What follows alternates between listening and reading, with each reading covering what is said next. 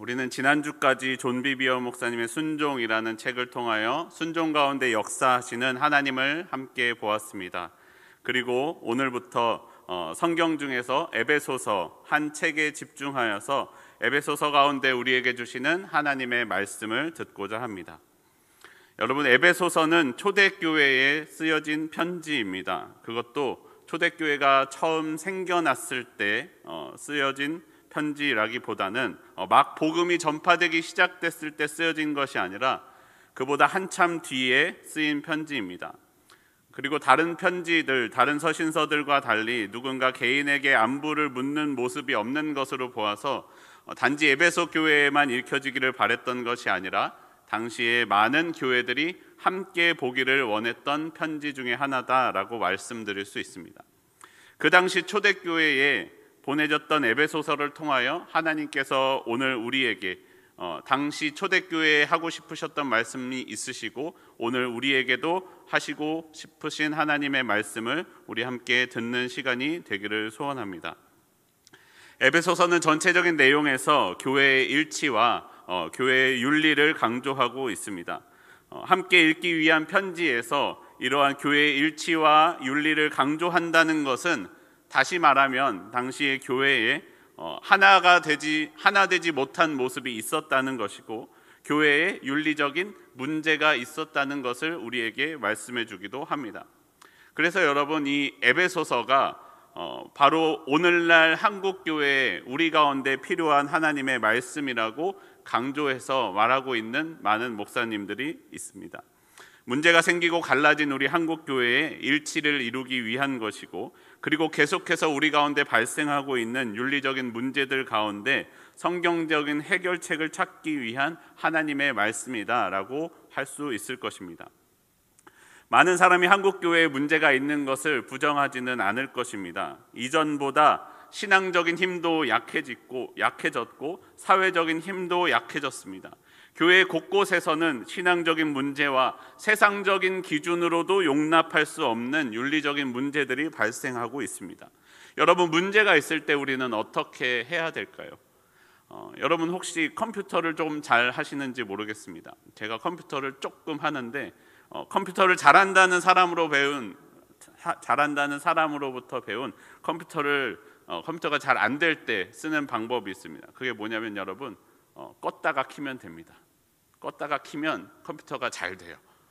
여러분, 핸드폰도 잘 안 되시는 경우가 있죠. 어떻게 하면 됩니까? 껐다가 키면 됩니다. 버튼이 잘 안 눌리고 불러오기가 잘 안 될 때 신기하게 껐다가 켰을 뿐인데 잘 되고 잘 안 눌렸던 것이 잘 눌리는 경우가 있어요. 근데 껐다가 켜도 안 되면 어떻게 해야 됩니까? 포맷을 해야 돼요. 컴퓨터를 싹 깨끗하게 정리하고 처음 구입했을 때의 상태로 되돌리는 것입니다. 그런 많은 경우 우리가 처음 구입했을 때만큼 성능을 다시 내주게 됩니다. 핸드폰에도 보면 초기화라는 게 있어요. 내가 초기화를 누르면 전화번호와 사진이 다 사라지지만 핸드폰의 성능은 맨 처음 내가 핸드폰을 구입했을 때로 되돌아가게 됩니다. 처음으로 되돌아가는 것이죠. 그 처음 상태를 회복하는 것입니다. 그것이 본래 그것이 가진 힘을 다시 되찾게 해줍니다.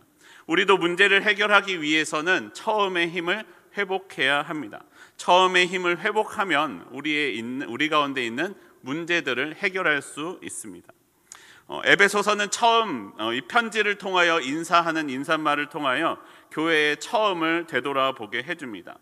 여러분, 우리가 일반적으로 교회의 처음이다라고 이야기를 하면은 초대교회 때를 생각하죠. 처음으로 교회가 생기고 교회가 역동적으로 움직였던 때를 이야기합니다. 하지만 오늘의 말씀은 그보다도 더 이전으로 돌아가 생각해 보게 합니다. 여러분, 처음에 교회가 있었습니까?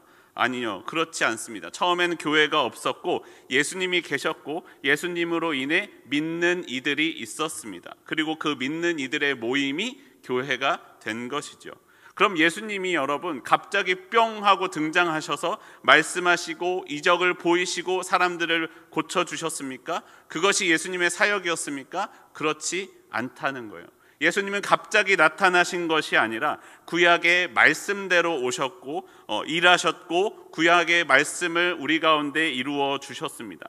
예수님 이전에 구약 성경 하나님의 말씀이 있었습니다. 우리가 이전으로 되돌아가다 보면 어디로 돌아갑니까? 하나님께서 우리를 창조하셨던 그때로 되돌아가게 됩니다. 우리는 그때 어떤 존재였습니까? 어떤 사람들은 창조를 기억할 때 대부분 머리에 먼저 떠오르는 것은 원죄를 생각합니다. 우리가 하나님께 죄를 짓고 하나님의 형상을 잃어버렸던 때의 이야기라고만 생각합니다. 그래서 우리가 어떠한 범죄한 사람에 대해서 이야기할 때 뭐라고 이야기합니까? 그렇지, 사람은 본래 악한 존재지, 어쩔 수 없지 라고 이야기합니다. 그런데 그보다 먼저 우리가 기억해야 될 것은 무엇입니까? 하나님이 원래 우리를 죄가 있는 존재로 지으신 것이 아니라 하나님의 형상대로 창조된 존재다라는 것을 우리는 먼저 기억해야만 합니다. 이렇게 교회 가운데 윤리적인 문제가 나타나고 하나 되지 못한 상황 가운데 우리에게 말씀하시는 에베소서의 첫 번째 가르침은 창세 전에 우리를 향한 하나님의 뜻을 기억하라라는 것입니다. 여러분, 처음 우리를 창조하셨던 때의 우리의 모습을 기억하십시오. 우리가 처음 창조되었던 때에는 우리는 하나님을 닮은 하나님의 기쁨인 존재들이었습니다. 그래서 오늘의 본문은 우리에게 이렇게 말씀합니다. 에베소서 1장 4절과 5절 말씀입니다. 에베소서 1장 4절과 5절. 곧 창세전에 그리스도 안에서 우리를 택하사 우리로 사랑 안에서 그 앞에 거룩하고 흠이 없게 하시려고 그 기쁘신 뜻대로 우리를 예정하사 예수 그리스도로 말미암아 자기의 아들들이 되게 하셨으니, 하나님은 우리를 지으셨습니다. 하나님은 우리를 하나님의 아들들이 되게 해주셨습니다. 그렇게 하기를 원하셨습니다. 그래서 우리들에게 하늘에 신령한 복을 주시고 거룩하고 흠이 없게 하시기를 원하셨던 것이 하나님의 본래적인 뜻이라는 것이죠. 예수 그리스도를 닮아 하나님의 자녀가 되기를 바라셨습니다. 그 모든 것이 우리를 사랑하사 아무런 대가 없이 거저 주어진 것이다 말씀합니다. 그리하여 6절 말씀처럼 하나님의 영광을 찬송하게 하려 하셨습니다. 에베소서 1장 6절 말씀입니다. 이는 그가 사랑하시는 자 안에서 우리에게 거저 주시는 바 그의 은혜의 영광을 찬송하게 하려는 것이라. 그의 영광을 찬송하게 하려는 것, 이것이 하나님이 우리를 만드신 목적이며 우리의 가야 할 길이고 우리가 갈 수 있는 길이라는 것입니다. 우리가 회복해야 할 하나님이 처음 우리를 만드셨던 사람의 본래적인 형상이다라고 말씀합니다. 에베소서는 그의 영광을 찬송하게 하려는 것이라는 말씀을, 그의 영광을 찬송하게 하려는 것이다 라는 말씀을 반복해서 말씀하시면서 우리가 처음의 형상을 회복하여 하나님의 영광을 찬송하게 되기를 독려하고 있습니다. 우리가 본래적인 형상을 회복하면 하나님의 영광의 형상을 찬송하게 됩니다. 장로교 교인이라면 알고 있겠지만 많은 사람이 배우고 알고 있는 웨스트민스터 신앙고백서의 소요리 문답에선 첫 번째로 이 질문에서 시작합니다. 문 첫 번째, 사람이 제일 되는 목적이 무엇입니까? 답, 사람이 제일 되는 목적은 하나님께 영광을 돌리고 그를 영원토록 즐거워하는 것입니다. 여러분, 우리에게 그 본래적인 하나님의 형상이 있습니까? 하나님은 우리를 하나님의 아들로 삼으셨습니다. 그리스도로 말미암아 우리의 본래적인 형상을 회복하게 하사 하나님의 아들들이 되게 하셨습니다. 다시 말하면 우리는 그리스도이신 예수님으로 말미암지 않으면, 하나님께서 그리스도로 말미암아 아들이 되게 하셨기 때문에 그리스도로 말미암지 않으면 하나님의 아들의 형상을 온전하게 갖지 못한다라는 것을 기억해야 됩니다. 우리 안에 예수님이 계실 때 온전한 하나님의 아들이 된다라고 말씀하십니다. 하지만 여러분 안에 그리스도이신 예수가 없는 사람, 하나님을 아버지의 자리에서 밀어낸 사람, 아들이 아닌 사람들이 있습니다. 그들의 삶은 죄에 매여 있고 죄의 뜻에 따라 삶의 방향을 결정하는 사람들입니다. 문제는 여러분, 그러한 사람들이 아들이 되지 못하고 여전히 죄에 매여 있는 사람들의 모습이 교회 밖에만 있는 게 아니라 교회 안에도 있었다라는 것이 문제였습니다. 이미 그리스도인이라고 불려진 사람들 중에서 교회 안에 있는 사람들의 모습 가운데에서도 그런 모습들이 나타난 것입니다. 여러분, 우리 오늘날 교회에는 그런 사람들이 너무 많아서 이상하게 생각하지 않을 수도 있지만, 여러분, 이것은 매우 이상한 거예요. 예수님을 안에 모신 사람이 어떻게 범죄할 수 있겠습니까? 어떻게 예수님을 마음에 모신 사람이 헌금을 자기의 사적으로 유용하며, 어떻게 예수님을 마음에 모신 사람이 성범죄를 저지르며, 어떻게 예수님을 마음에 모신 사람이 죄를 저지르고도 회개하지 않고 당당하게 서 있을 수 있겠습니까? 범죄를 저지른 사람을 향하여 손가락질 하려는 것이 아니라 그분들도 예수님을 만났을 텐데 어떻게 그런 모습이 나타날 수 있겠느냐라는 것입니다. 그리고 저를 두려워하는 것이죠.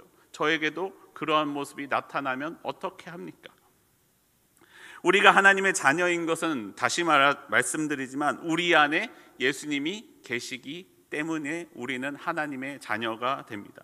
여러분, 예수님이 한번 다녀가셨다고 예수님의 자녀인 게 아니고요, 우리가 하나님의 자녀인 것이 아니고요, 지금도 우리 안에 살아 계셔서 지금 계셔야 우리가 하나님의 자녀라는 거예요. 여러분, 운동선수가 유니폼을 입고 운동장에서 한번 서봤다고 선수가 아니죠.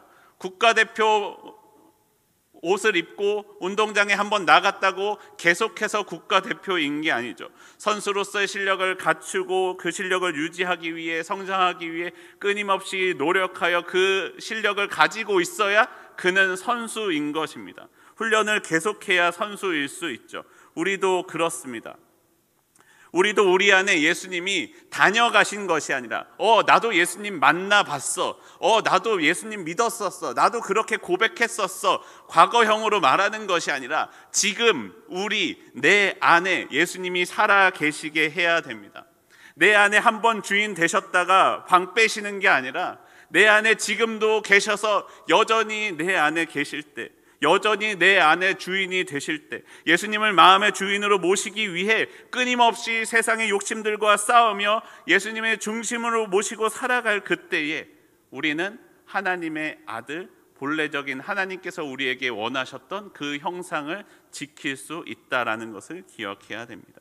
그럴 때 우리는 하나님의 아들일 수가 있습니다. 하나님이 우리를 지으셨던 그때의 모습을 회복하기를 소원합니다.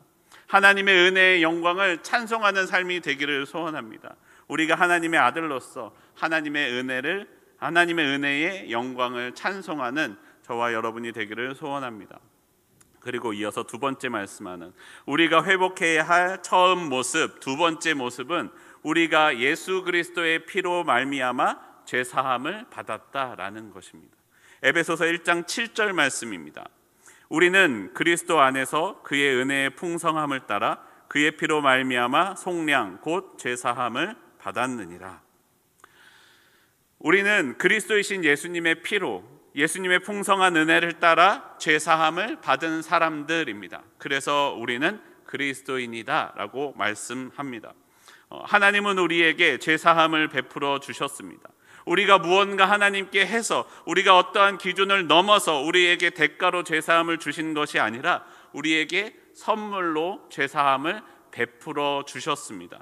우리는 예수님을 믿음을 고백함으로써 그 선물을 받음으로써 죄사함을 받습니다. 그런데 여러분, 공짜가 제일 비싼 거 아시죠? 공짜의 대가가 가장 큰 거 아시죠? 하나님은 그냥 우리에게 죄사함을 선물로 주셨는데 그냥 주시지 않았어요. 주시면서 우리에게 기대하시는 것이 있었습니다. 하나님의 지혜와 총명을 주사 그 뜻의 비밀을 우리에게 알게 하시기를 원하셨습니다. 하나님의 뜻을 알게 하사 하나님의 그 뜻을 함께 이루어 가기를 원하셨습니다. 그래서 이렇게 말씀합니다. 하나님의 뜻을 이루어가는 기업이 되게 하셨습니다. 우리는 하나님의 비밀을 맡은 하나님의 기업입니다. 기업이라는 단어는 빵을 떼다, 유산을 배분하다라는 단어에서 유래되었습니다. 아버지의 유산을 이어받아 아버지의 뜻을 이어가는 자녀의 모습처럼, 사명을 받아 사명을 수행해가는 장군처럼 우리는 하나님의 뜻을 나눈, 함께 한 뜻을 나눈 하나님의 사명을 나누어 갖게 되었습니다. 이제 우리에게는 하나님의 뜻을 이 땅 가운데 함께 세워나갈 사명이 우리에게 주어졌습니다. 죄사함을 받은 우리가 이 땅 가운데 이루어 가야 할 하나님의 사명이다라는 것이죠. 에베소서 1장 10절 말씀입니다. 하늘에 있는 것이나 땅에 있는 것이 다 그리스도 안에서 통일되게 하려 하심이라. 죄사함을 받은 우리가 그리스도 안에서 받은 사명은 그리스도 안에서 하나 되는 것을 이루는 것, 그것이 우리의 삶의 처음의 모습, 죄사함을 받았을 때의 우리의 모습을 회복하는 것입니다. 죄사함을 받은 사람만이 하나 될 수 있다는 것이죠. 그리스도 안에 있을 때에 하나 될 수 있습니다. 우리는 그 하나님의 하나됨, 그 사명을 함께 이루어 가야 됩니다. 여러분, 하나님의 하나됨은 모두가 똑같아지는 것이 아닙니다. 만약에 그렇다면 하나님이 이 세상을 다 똑같게 만드셨을 것입니다. 하나님의 하나됨은 하나님이 만드신 세상처럼 각각의 나무, 각각의 동물, 각각의 모습들이 있지만 서로를 용납하고 사랑하고 이해하며 한 뜻을 이루어 가는 것, 그것이 하나님의 하나됨입니다. 서로를 용납하지 못하도록, 받아주지 못하도록 막혀있는 우리의 죄를 사하사 우리를 서로 받아줄 수 있게 해주셨습니다. 우리는 그렇죠. 누군가 나에게 잘못을 하면 우리는 뭐라고 이야기합니까? 나 상처받았어. 네 말에 나 상처받았어 라는 말 자주 쓰시죠. 저도 자주 쓰곤 합니다. 왠지 사람에게 야, 너 이거 나에게 잘못했잖아 하면 그 사람을 정죄하는 것 같은데 나 상처받았어 하면 정죄하지는 않으면서 그 사람의 잘못을 이야기해 줄 수 있는 것 같아서 많이 쓰고는 하는데, 여러분, 우리는 그래서 이런 일로 저런 일로 상처를 많이 받는데 상처 주지도 받지도 마십시오. 상처받지 않기를 소원합니다. 상처를 왜 주게 됩니까? 내 안에 있는 죄로 인하여, 내 안에 있는 가시로 인하여, 내 안에 아직 용서받지 못한 거칠은 가시가 내 안에서 나와 다른 사람을 찌르게 됩니다. 다른 사람의 가시로 인하여 우리는 상처받기도 하죠. 그런데 그리스도인에게는 그보다 더 중요한 것이 있습니다. 다른 이가 아무리 상처를 줘도 받지 말라는 거예요. 저도 안 받으면 돼요. 상처를 줘도 받지 않아야 합니다. 상처를 주는 이가 아무리 부족하고 가시가 많아도 내가 그것을 다 받아줄 수 있는, 마치 나의 모든 가시를 용납하고 받아주셨던 예수님처럼 말입니다. 우리의 가시를, 다른 이의 가시를 내가 용납함을 받아주고 이해해 줄 수 있다면 그의 가시는 더 이상 내게 상처가 되지 못합니다. 성도 여러분, 예수님이 그렇게 하셨다니까요. 우리의 죄악으로 인한 가시를 예수님께서 다 안아주셨습니다. 그리고 그런 우리를 용서해 주셨습니다.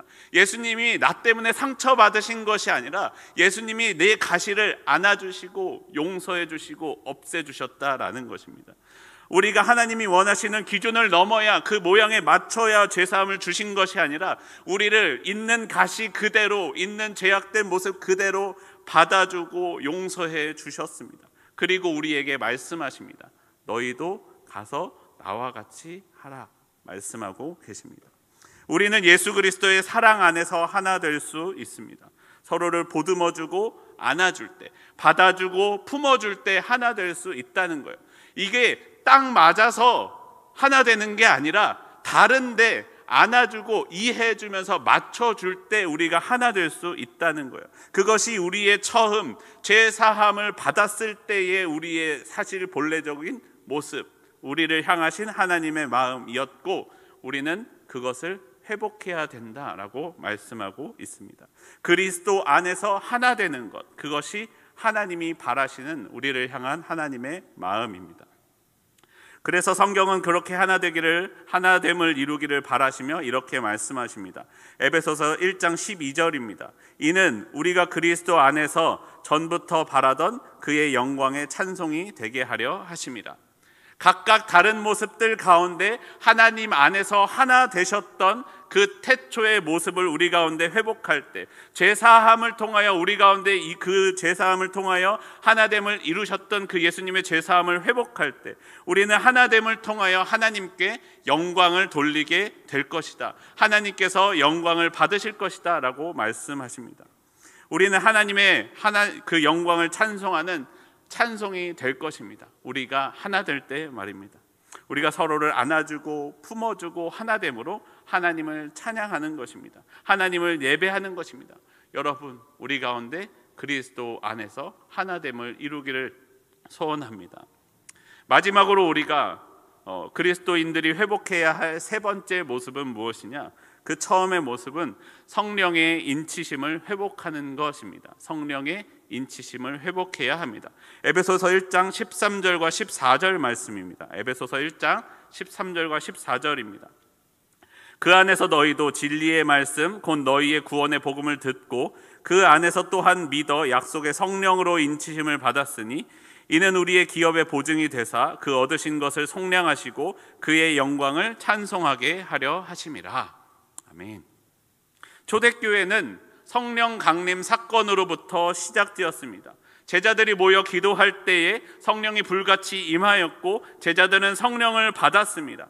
제자들이 가서 말씀을 전하고 기도할 때에 사람들 가운데 성령이 임하였습니다. 초대교회에는 이방인들이 우리 공동체 가운데 들어와야 될까 들어오지 말아야 될까라고 이야기하고 고민하고 논의할 그때에 성령이 기준이 되었습니다. 이방인 중에도 성령이 임하는 것을 보았을 때 이방인을 받아들일 수 있다라는 것이죠. 우리 안에 임하신 그 성령을 회복할 때에 우리는 그리스도인으로서 살아갈 수 있습니다. 하나님의 하나됨, 공동체됨을 다시 회복할 수 있습니다.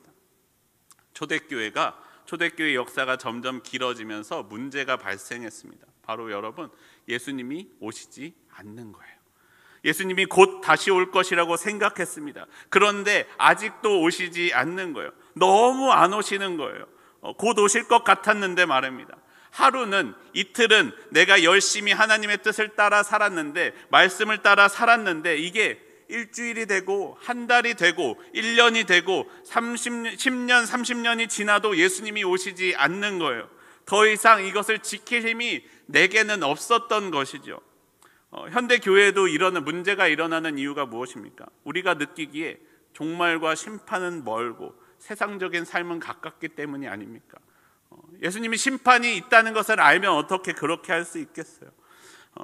하나님이 오신다고 심판이 있다고 말하는데 그게 언제냐는 거예요. 그게 언젠데 그 심판이 언제인지는 잘 모르겠고 지금 내 삶이 아주 힘들어 죽겠으니까 믿지 않는 사람들은 저렇게 잘 먹고 잘 사는 모습이, 저렇게 하고 싶은 거 다 하면서 살고 있는 모습을 못 봐주겠으니 나도 이제부터는 내 삶을 내 만족대로 내 욕심대로 쫓으며 살아야 되겠다라고 말하는 것이 아니냐는 거예요. 여러분, 예수님이 정말 다시 오실까요? 이제까지 2000년 넘도록 안 오셨는데 사실은 우리가 모두 속은 거고 예수님은 다시 안 오시는 게 아닐까요? 라고 묻는 사람들을 향하여 우리는 답해 줄 수 있어야 합니다. 여러분, 예수님은 다시 오십니다. 어떻게 아냐고요? 저는 다시 오신다고 말씀하신 예수님을 만났거든요. 여러분은 만나셨습니까? 어떻게 만났냐는 거예요. 예수님이 내 앞에 나타나셨나요? 아니요, 성령으로 만났거든요. 성령이 우리 가운데 오사 말씀해 주셨습니다. 예수님은 살아계십니다. 예수님은 살아계셔서 지금도 우리 가운데 역사해 주고 계십니다. 저는 만났거든요. 여러분은 만나셨어요? 만나셔야 돼요. 그 만나셨던 그 모습을, 그 처음을 회복하셔야 돼요. 그 안에 그 만남이 살아있다면 내 안에서 그 성령님이 증거가 되어주세요. 아직 안 오셨죠? 분명히 오신다고 내 안에서 증거가 되어 주십니다. 성령의 역사하심으로 세상을 거스를 수 있게 해주십니다. 하나님의 마음이 살아나고 다시 한번 하나님의 뜻을 따라 살아가게 해줍니다. 우리에게 주신 기업의 보증이 성령을 따를 때 우리가 얻은 것과 우리를 통해 얻으신 것을 속량하시고 그의 영광을 찬송하게 하실 것이다 라고 우리에게 말씀하십니다. 우리는 성령의 은혜로 아직 오지 않은 종말의 때를 기다릴 수 있는 거예요. 성령이 우리 안에 계시기 때문에 우리의 삶에 성령의 열매들이 맺혀지고요, 성령이 통해서 감사할 거리들을 우리가 찾게 해주시고요, 임하실 하나님의 나라를 우리를 통해 보여주시고 나타내 주신다라는 것입니다. 여러분, 어렸을 때 달팽이 혹시 키워본 적 있으세요? 달팽이를 키우면 여러분 신기한 게요, 먹은 음식에 따라서 똥이 달라져요. 당근을 먹으면 주황색 똥이 나오고요, 상추를 먹으면 초록색 똥이 나와요. 먹은 거의 색깔이 그대로 나옵니다. 달팽이는 먹은 것을 그대로 내놓는 재주밖에 없어요. 여러분, 그것이 세상 사람들과 같다는 거예요. 우리는 들어가는 것은 달라도 내놓는 것은 무엇을 내놓아야 됩니까? 우리 안에는 필터가 있어요. 먹는 것은 어떤 것을 먹어도 우리가 내놓는 것은 하나님의 것, 성령의 것을 내놓는 우리의 삶이 되어야 합니다. 우리 안에 성령의 필터가 있을 때, 우리 안에 임하신 인치신 성령이 우리 안에 살아 계실 그때에 우리는 어떠한 것이 우리 가운데 들어와도, 어떠한 세상 욕심이 우리 가운데 들어와도 내놓는 것은 하나님의 것, 하나님의 선한 것을 내놓을 수 있다라는 거예요. 우리 안에 성령이 살아 계실 때 말입니다. 성령이 가득한 사람은 나에게 악하게 대하는 사람일지라도 사랑으로 대할 수 있습니다. 성령이 계시기 때문에요. 나에게 괴롭히는 사람도 사랑해 줄 수 있습니다. 내 안에 성령이 계시기 때문에요.